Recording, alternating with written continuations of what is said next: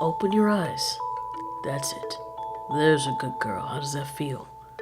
I focused on the booming voice in my head, trying to figure out how to respond. Take your time. It's a little shaky the first time around. All your muscles and synapses are communicating. It's all new for your body and being. My vision became stronger. Taking a huge and satisfying yawn, I sat up, or at least tried to. There you go, said the booming voice, which was then accompanied by a second voice. Oh, you're gonna have fun. Your body looks fantastic. That voice was softer, more subtle. I peered over through the blue fluid which encased me and saw two large figures squirming only a short distance away, as if I could reach out and touch them. One of them turned sideways, and I saw her long head tapering into a sharp point in the front of her face. Hello? I said shakily. The two voices were silent for some time. It took so long for them to respond that I wondered if at all they ever did speak. My doubt was shattered when they responded with joy. I'm Kolnai, said the blade-faced creature. The booming voice joined in charismatically and added, I am called Baku. Welcome. You are Otachi. Otachi, I said, letting the sound of my identification roll around in the pools of my understanding. Yes, Otachi. Welcome, replied Baku. Thank you. I'm still a bit confused. Why are we here? That's normal, Otachi. We all start off that way. Our captains have entrusted us with the mission to make our world safe again. I stretched out, still tethered to something. Safe for what? I asked inquisitively. Much later, my new friends and I were ushered to a special outer-rimmed cavern where we became acquainted with others of our kind. Shinyuasha stood tall with a mighty crest on his head and addressed us all. Silence, brethren! I didn't realize how loud we all had been until he told us to be quiet. All the murmuring halted at once. We waited for a while until he was sure that we were all quiet. Grinding his teeth, he began his speech. Eons ago, we claimed this rock for our own. As our captains and overseers have said in many of their tales, we once had a glorious home, but we were exiled from it when our practices went against tradition. Apparently, our progress in researching and cloning proved to be sacrilege to our very ancient and primitive traditions. So we were exiled, not wanting our ideals to spread. Our people sent hunters to eradicate us, and this colony is what is left. We found this planet and tried to make it our home, but it proved to be inhospitable at the time. Due to our calculations, we knew that it was only a matter of time before the planet would stabilize and settle, so we could live comfortably on the surface. My new friends looked down at me and smiled. He just drones on and on, doesn't he? Asked Baku comically. This story has been told before. I heard pieces of it, but not all, added Nai, as she swung her long, sharp head to and fro. Hey, would you watch that nose of yours? Exclaimed another creature whose face she almost lopped clean off. You watch it. You're the one that can see it best. Am I interrupting a fiesta down there? Boomed the orator. Why was he looking at me? I hung my head, partly due to the embarrassment and partly because I did not want to give my friends away. After he gruffed and I heard my friend snickering, he continued. Unfortunately for us, that would mean some time of waiting because as time progressed, life evolved. This wasn't an issue until mankind came into play. They were so dangerous because they were so much like our kind. They were cunning, intelligent, and very intellectual. They were also highly adaptable. They bred so quickly that we feared we no longer stood a chance. However, like a stroke of luck, things took a turn for the better as mankind slowly started to destroy themselves and the planet. As they made it more uninhabitable for themselves, it became more hospitable for us, but not in our original forms. So, our captives created us to pave the way for the rest of our kind. We look different, much larger and much stronger than our captains, because we are the fighters that will eradicate mankind to make this planet safe again. After all, we were here first, and we had already staked a claim to this planet. All mankind has sought to do is destroy our home. Now we are here today, standing together, shoulder to shoulder, to reclaim what is ours, and to rejuvenate what they've destroyed. We have hid ourselves very well for a long time. Right above us is a portal to the other side. That is the breach where we will enter the unsheathed world. a world where we are out in the open and ready to engage in battle. Uproar and cheering was heard from all the listeners. I wanted to cheer too, but I had no idea what was going on. I was still trying to process all of this information. So we were here first? I will lead the way. I will make sure the air is safe to breathe, and I will start the first wave of destruction and vengeance upon the pestilence that is mankind. I will be the first to pave a road to our future, to finally live in peace, in celebration of progress and science. However, if I don't return by 6 moon circles, that means I failed the totality of my mission and the next fighter is to surface. Even if I pass on, we must keep at it to ensure we never give mankind a chance to recover. Tumultuous cheering could be heard all throughout the cavern. There was a great surge within me, a surge of excitement and the excitement of the unknown. Not long after, we all wished Shin well as he swam through the portal and into the world of mankind. We anxiously and excitedly waited for Shin Yuasha's return, but it never came. Hundan, another creature, took place on the stand where Shin used to give us our pep talks. Hundan looked as though he had a heavy heart. He looked up to Shin. We all did. Since Shin has not returned, we have to assume he's dead. There were loud gasps coming from everywhere but myself. I don't know why, but a part of me always knew this. Shin described mankind as tiny flea-like creatures, a little bigger than the fleas that crawled in our bodies. He said their numbers were great, but his size and fight were greater, so we were confident that he would kill most of them, if not all. I'm afraid we underestimated them. After all, we're talking about little creatures that have nearly successfully destroyed our whole planet. Hundan was next in line to launch an attack. He claimed our captains had good news awaiting, but we had to keep launching the attack. The whole time I wondered how those little pests were able to subdue a mighty fighter like Shin Yuasha. You're thinking about it too, ain't you? Asked Baku. His booming voice shook me violently from out of my reverie. I nodded suddenly. If he really is dead, what good are we gonna do? Stop it with that talk, Otachi, said Nai from out of nowhere. She playfully jabbed me in the arm with her sharp nose and stared at both of us. It is terrifying, but we know that sacrifice is required to make the way great for all of us. How could you be so calm about this? I said, a bit too vitriolically. I loved Nai. She had become my sister and a great source of positive energy in times like this, but she sometimes seemed flippant in her perception of things. Otachi, I'm calm because, well... Continue, urged Baku. Okay, the captains were speaking, and they said that if we die and our brains are retrieved, we can live again. Baku and I gave her similar looks of confusion and annoyance. Seriously, if your brain is in at least 68% good condition, what makes you can be retrieved and put into another body? And how do you know that, Nai? Because I heard the captain speaking, Baku. Are you not listening? Everyone, Hundan is preparing to surface, said another creature. My friends and I gave each other knowing glances and went over to where everyone gathered. Hundan really looked as though he would rather not go. It must have been sickening to think he was going to his death. With a heavy heart, he spoke.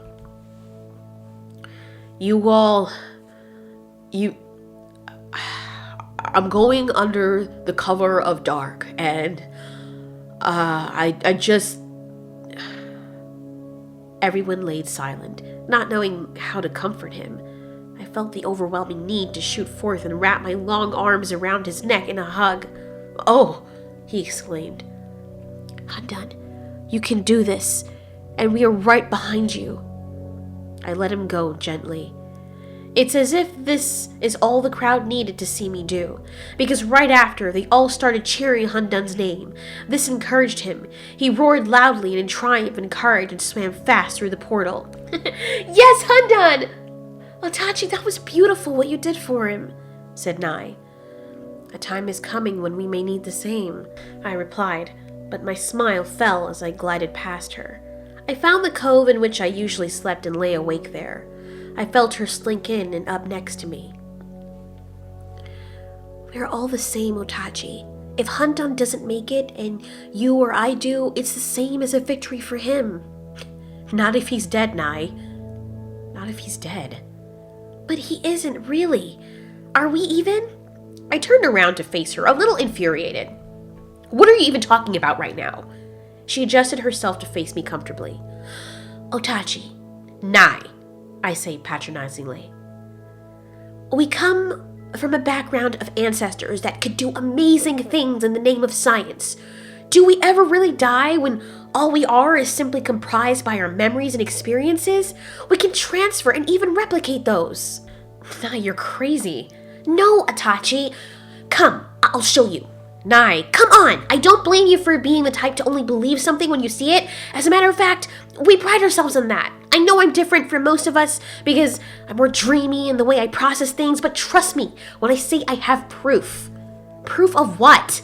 That we live forever. Proof of what we really are. She led me to a remote area where the captains usually were seen working. I somehow knew we weren't supposed to be here, but my curiosity caused me to behave a little more courageous than normal. I asked her what we were looking at when she stopped. In the center of a platform, there was a strange piece of organic matter. Eject your tongue and feel it. What the hell are you talking about? Just do what I say, Otachi. I stuck my tongue out, which opened up into a scintillating and mesmerizing floral end. As I wrapped it around the organ, I felt a jolt of pain in my mind.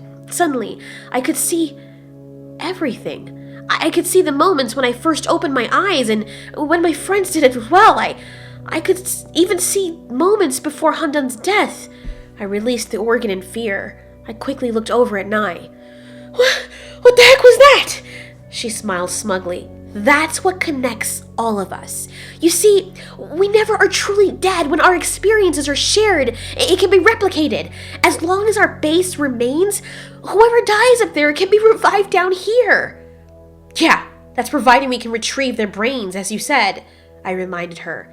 Theoretically speaking, it is possible that if one of us dies up there, but we're connected to someone down here, our memories can be reconstructed. It would take a longer time, and it would be more difficult, but it can be done. But then, is it ever truly us? Replicating something does not make it the original. It makes it a copy.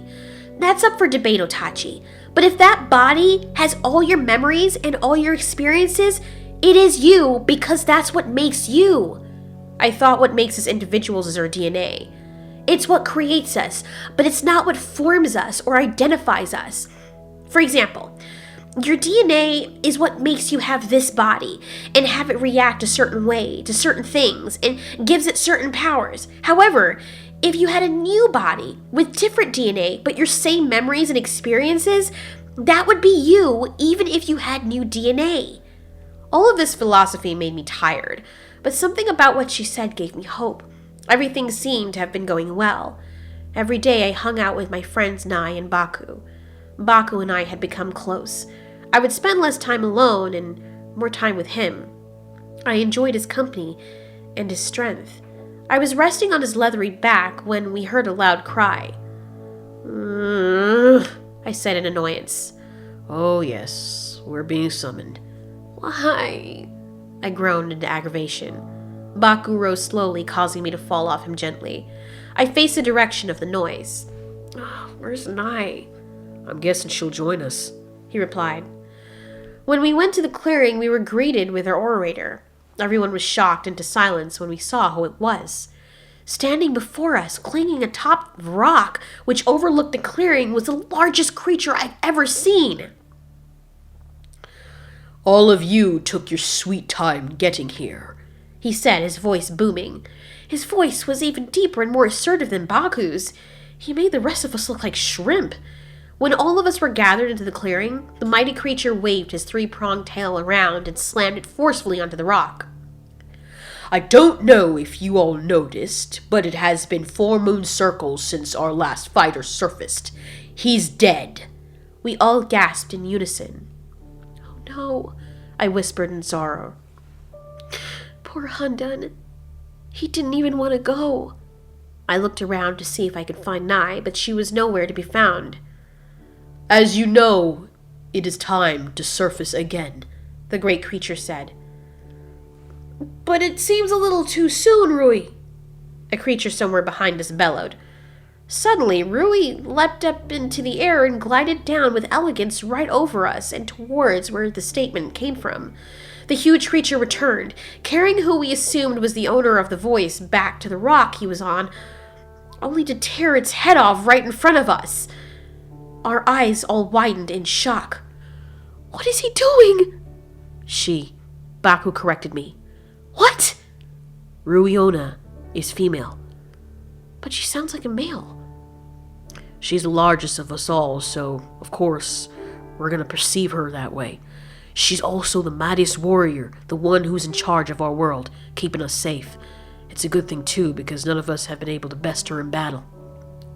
Rui continued her speech. There are many of you who have been here for a very long time, but for those of you who are new, you have to earn your place as a fighter. Our precursors, who you know to be your captains, have ordered that shortly upon creation you are to fight members of your class to the death. So we can choose only the best and fittest to surface, and fight against the pestilence of mankind. I felt my mouth go dry. Wait, she wants us to fight one another? I asked Baku. No, he replied dismally. She wants us to kill one another. How does that serve to benefit us? I responded in a panic. I could not imagine killing one of my friends. What if Baku and I had been pit against each other? Each and every one of you, although you share the same DNA and you are the same race, have unique powers only native to your body. As fighters, you are to serve, and that is your only mission. You are not to stop exterminating mankind until you're certain they're all dead, or until you yourself are dead. This is a time of war, so I warn each and every one of you. There are to be no romantic relationships of any kind. If any creature here is caught in a romantic relationship, you stand to endanger our mission and thus will be exterminated. I could feel Baku tense up beside me. I also responded in this manner. Did they know about us already and that's why she made that remark? Either way, we were putting each other in danger by being together. I mean, it's no secret that Baku and I were romantically involved. The good news is that we did not show our affection as openly and would wait until we were away from everyone, so maybe to the general populace, it wasn't really official or they weren't sure. We just seemed like really good friends. Rui proceeded to give us instructions. You will be divided into your classes of creation and will fight your opposing class created at the same time. If there is an odd number, there will be teams within that class. Our class of creatures that were created at the same time, or in the same region, consisted of Baku, Nai, me, and 10 others, making us 13. Our opposing class had 16. Our teams were also matched up to the strength of the other creatures. For example, Baku and I were equally matched in strength with 2 of the creatures from the opposing side. They were humongous and very intimidating, but Baku convinced me we could take them. I wasn't so sure. We were only chosen because we had sparred together so many times. Baku and I already had experience with each other's fighting style. We worked well together. This made me feel better, but only a little. There was still the matter that we could die hanging over my head. "Otachi!" a voice called from my right. "Yes?" I looked over and saw Muta standing there with a smile on her face. "I know this is not easy at all, so I pulled a few strings for you and Baku." "Really? It's because of you that we're fighting together?" "Of course! Everyone is rooting for you guys.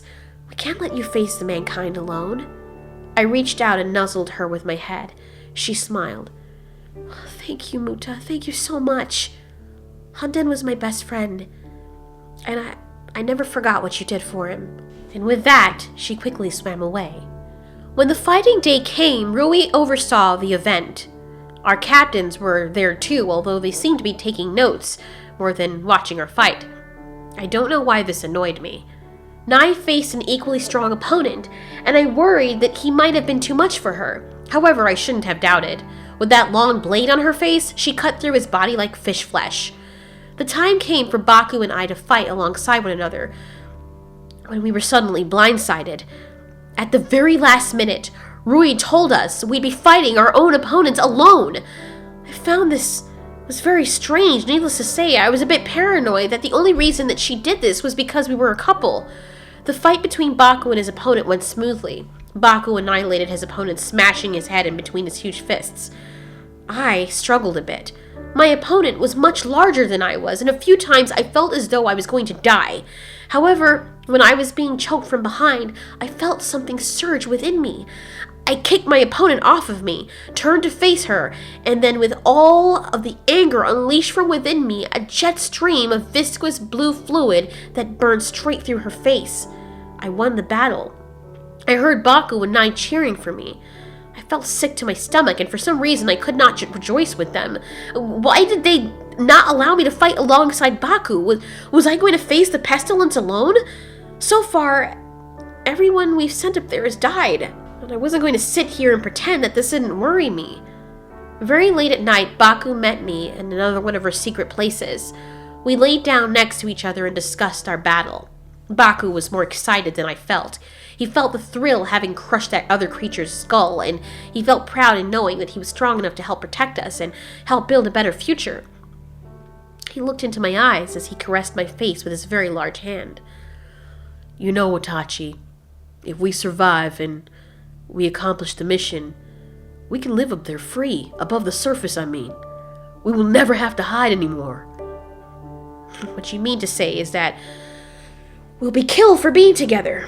You're aware what we're doing right now is very dangerous, right? But that's part of what makes it hot, am I right? He says jokingly, jabbing me in the side playfully. Somehow I was not in a playful mood. Come on, Otachi, we're gonna be on the surface soon. But not together!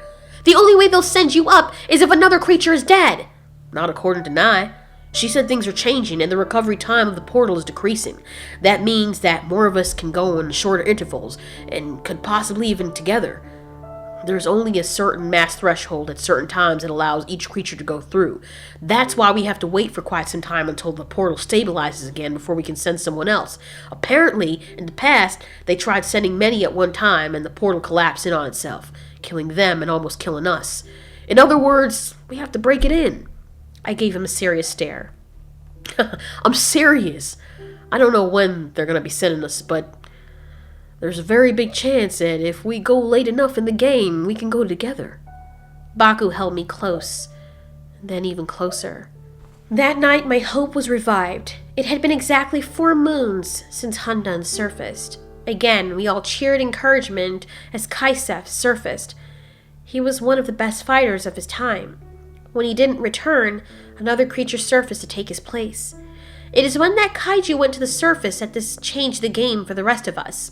I always wondered how everyone down here found out about the news of what happened to our brethren on the surface. Nai would answer that question for me very soon. Allowing her sharp face to lead the way, Nai met Baku and me, behind the mass of coral closest to the research facility. Why are we hiding, Nai? I asked. The portal is finally stabilizing at a much quicker rate. So what? We knew this would happen, and that's good news. Baku responds. Yeah, well, it's not fast enough. We're able to send tiny sea spies with the fighters, so we can document what happened to them out there. So we can learn how to adapt to different fighting techniques or environmental changes, she continued. It was very annoying, because it was taking forever for her to get to the point. She held her massive, sharp-tipped head down to the ground and stayed like that for a while until we gained her attention. Nai! I'm sorry, Otachi. Scissor was killed by a very powerful weapon, something with immense power. That is what killed our comrade. The good news is that Scissor managed to do a lot of damage, and using their stupid weapon, mankind also killed themselves. Wait, so they're all dead? No, Baku, jeez. There's so many of them, it's going to take a long time to eradicate them all. Just keep in mind, this pestilence has been plaguing the planet for many years. So what's the bad news? I asked impatiently.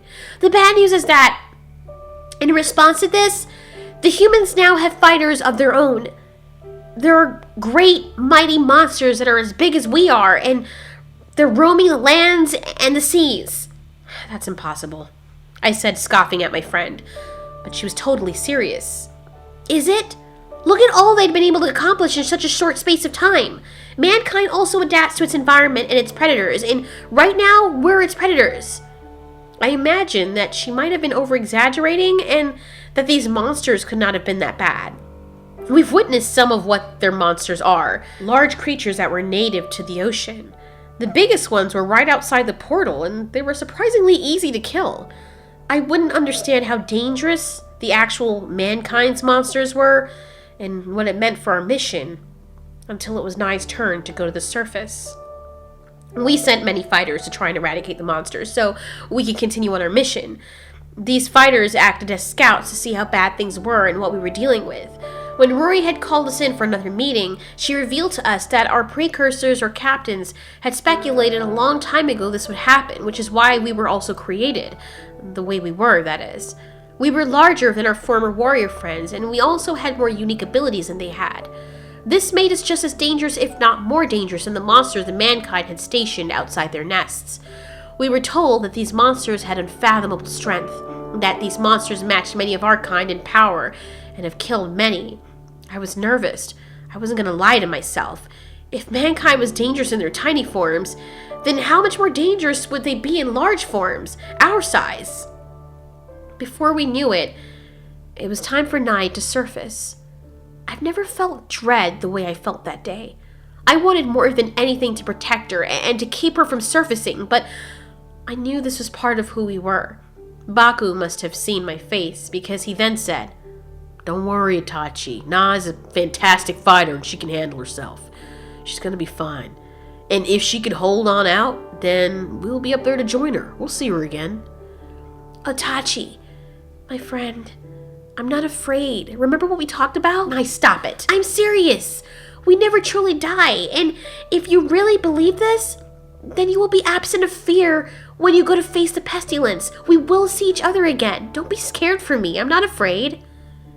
We all watched as Nai gracefully and confidently swam to the surface. My heart also fell with each passing day she did not return.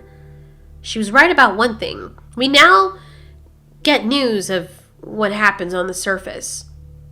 She did put up a valiant fight and was able to hold her own against the big monsters.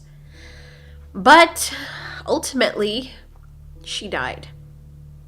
We later learned from her death and that of many others that their demise usually came at the hands of these projectile weapons on the body of the monsters. We had to adapt. I was depressed for a very long time. Losing Nai was more painful than I thought it would be. Baku had already made his peace with it, but I did not. And more than ever, I found myself every day wanting to go up to the surface more and more. I can't believe it's actually my time, I said to myself, looking up at the other creatures who were waiting for me in the clearing. Rui called me forth. I was nervous, and this was normal, but my desire for vengeance played a bigger role, engendering my bravery. Before I left, I saw Baku. "OTACHI, Baku, someone will see us. wait. They won't kill you now when they know you're about to go up. But they might kill you. Listen to me, damn it. I know no one will ever tell you this, but if you're losing, retreat." Baku, I can't do that. That will bring shame. OTACHI, listen to me. Please, listen to me. If you do nothing else, please just do this for me. I can't lose you. When we lost Nai, I really felt nothing. But just the very thought of losing you will make me no longer want to fight. Please. It's not like I could come back through the portal having not completed my mission. Who says you have to come back through the portal? Stay up there and retreat. Don't engage in the fight. Wait for me. When I get up there, I will find you, and we won't fight. We'll live until the rest of our brethren come up with us. That's the best way to do it. We've been going about this all wrong. It takes a long time, but because we're not an army, we're picked off very easily by a pestilence we're supposed to get rid of a long time ago. Since the portal is stabilizing and we won't have to wait so long till we can set up other creatures, we could just wait for one another, and our numbers would increase our chances of survival. This will work. If the captains see that, they won't be able to argue with the logic. It sounded like Baku had been thinking about this for quite some time. I wish in that moment I could have held him, but I didn't want to risk us being seen. I headed for the portal opening and passed through the crowd of remaining creatures. "You're gonna do well, Otachi!" screamed one. "Kill as many as you can, Otachi!" yelled another. Everyone yelled praises that pretty much told me that they expected me to die, but to take down as many mankind as I could. I gracefully swished my tail from side to side and angled my head upward to commence my ascent to the surface. I breathed in hard. I was terrified. What Baku said flooded my heart. I never even thought about having another option than fighting. This scared me because what if our kind did find out and we were both punished? Did he want me to not fight because he knew my secret, that is? I wished more than ever in that moment that Nai was there. Her reminder that we never truly die rang loud in my head, as if she'd only said it to me moments ago. I wanted to sob. My head burst through the surface and it became difficult to breathe. My respiration stabilized and I started to head for the surface of the water. However, I could see something or sense something already above the surface. I don't know how I knew, but I knew that it was one of the monsters that mankind had created to fight us. I stopped swimming and faced the left. Off into the distance, I could disappear and no one would know. I remembered what Baku told me, and I looked back at the huge monster. These monsters were waiting right outside our portal. This was a problem. Something didn't feel right, and if I ran now, I could be leaving those monsters to kill the rest of my kind, including Baku. I just couldn't let that happen. I made a quick spurt towards the surface, and as soon as I surfaced the water, I wasted no time and used my mighty tail to slap away the large monster. I grappled with it using all of my strength to keep its arms out of the way. Then something crazy happened that actually drove fear into me. While the monster lifted its feet into the air, with me still holding it above my head and balancing its weight there, waiting to see what it would do, it twisted its bottom half as if its bottom half wasn't connected to its top half and landed. The momentum and joint placement sent me tumbling into the air over it. I got the air knocked out of me, and I landed in shallower waters. I pushed up and waited for my head to stop spinning. I kept hearing a thumping noise, thinking it was my head, but it only got louder. When I looked behind me, where I thought the noise was coming from, there was another monster right up on me. I had no time to react as it brought down its fists with all the force it could. My vision became blurry. It grabbed the back of my neck and continued punching me until I started to fade. This was real. In this moment, if I did not fight to survive, it would kill me right here. I had more to worry about than just myself. Lifting my tail, I swung it towards the evil thing, knocking it backwards. The other one kept up with the attack, and I drove my tail spike straight into it. What scared me is that this didn't seem to do anything. From what we've been told, though, the chest is the weak point. So I aimed for the chest, twisted its heart, and pulled it clean from out of its body. This seemed to have worked as the creature fell backwards, presumably dead. Seeing the big gray one that had been pummeling me before coming towards me, I spat my acid straight for its face. I felt the rage of 1,000 seas. I emptied every last drop of my acid. I bit down on one of its arms to prevent it from moving, but it used its other arm to slam down on my back. "Ow!" I exclaimed. My vision was still blurry, and I hoped that this was the only other monster there was. Suddenly, a large mass leapt from out of the water and my heart fell. But my attitude changed for the better when I saw what it was. It was Baku! Baku! Did I not tell you to flee? I couldn't! What have you done? Why are you here? I knew you were in trouble, and somehow I could see what you were seeing or feel what you were feeling. I can't explain it, but we're connected. I saw the other monster rise, and I dove beneath the surface of the water to attack it. I knew it would go after Baku, and now I had something even more to fight for. Baku killed his monster as I was lifted into the air by the one pummeling me. I fought as hard as I could, but I was losing against this monster. Before I could attack again, I felt something. Baku could feel my fear and let out a powerful pulse and stopped the monster dead in its tracks. I was impressed. Swim, Otachi, go! I swam straight for land. That feeling Wait a minute. What was that? It was familiar and distant. Then I came to the realization of what it was as I swam closer to the land. Nai? Nai? I screamed and headed for the sounds right away. It was coming. Yes, surely enough, it was coming from all the land of the lights, where the mankind made their nest. How could Nai be over there? I thought she was dead. And then I remembered what she told me. As long as our brains are still alive, we're still alive. She probably had another body. I didn't try to understand everything right away. All I knew was that I had to save her. Baku tried to instruct me to run the other way, but I told him I could feel Nai, and she was still alive. I followed her life force, calling out to her to answer me. Even though I could feel her stronger than I ever could, I couldn't see her. I was confused to say the least. Maybe she was underground, so I tried digging for her. I broke through some of the ground frantically, thinking now she was trapped. Nai, I feel you! Where are you? I cried. I've missed her so much that I would have given anything to see her in that moment, or just to even hear her jovial voice. Yet only silence returned to me. The mankind pestilence scattered as I made my way there. I wasn't even focused on killing them, just finding Nai. I was confused because I could sense her, but I still wasn't able to see her. Starting to think that maybe I'd hit my head too hard, I paused, only to be met by one of the monsters who crept up behind me. Fear gripped me, especially since I was caught off guard. Instinctively, I tried calling out for Baku, but I could no longer sense his life force, and somehow I knew he was dead. And he died trying to save my life. Realizing I was completely alone, I ran from the monster. I knew I needed a plan if I was going to beat this thing. Think. I looked over at the huge structures all around me. I went around, and quickly as I could, I hid behind one. Waiting for the monster to pass by, I then ambushed it and then shot my acid in a straight stream towards it. Unfortunately for me, I missed. Trying to regain some semblance of control, I wrapped my tail around one of its arms to keep the monster from hitting me. I suddenly felt a sharp pain until my tail became stiff and numb. Instead of fear, I felt rage, and my rage gave way to power as I watched my tail become separated from my body. This was a power that I've never felt before. Suddenly, I felt myself inflating until I was rising.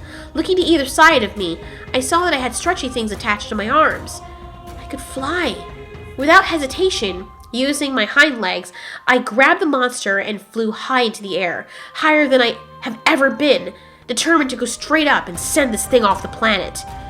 Even though I've never done this before, I flapped with expertise, allowing my need for vengeance and innate drive to survive fuel my ascension. I looked to the sky, seeing the many distant lights adorning it. Almost there, I thought to myself. Almost. Suddenly, a sharp force ripped through me as the monster's weapon cut through my body. I was in shock. I couldn't believe this. I lost Baku? I lost Nai? I mean, did I? I tried to keep in mind what she said. Maybe she was right. Now I feel like my end is near. And it doesn't seem nearly as scary. My limbs go lifeless, and I'm starting to feel the light leave my eyes. I literally saw my whole life flash before my eyes. The joy that I have in this moment is knowing that we would not be the last to try wiping out these monsters. My sadness I feel now, aside from what I feel for Baku, is that our baby I'm now carrying inside me won't survive to see it. In the free world, we would cling back from the monsters that afflict our planet. I open my eyes and feel a hand on my shoulder. Oriwamai. My Kaiju. She's gone. No longer able to feel the connection to my Kaiju, I was dismissed from my rig. Things weren't looking good. The board released the biggest of our fighters ever. I watched via the neural signature as these monsters descended to the opening of our world. Fear gripped me. In only harrowing, suspenseful moments, these monsters killed one of our best fighters only to then finish off the others. As a last resort, our biggest fighter tried to bar the way to protect us and keep those monsters out. "What's going on?" I asked, but I got my answer soon enough. The monsters were on their way down with our fighter. We waited as a large mass passed through the opening of our world. Confused, we watched in awe and terror as the monster appears in front of us. Our chief pushes me back, and the others as well. And right now, we're staring into the face of our worst fears. Dad? I say to the chief, looking at the monster. My breath leaves me when I hear my father say, "Oh no." Suddenly, I understand that we have failed.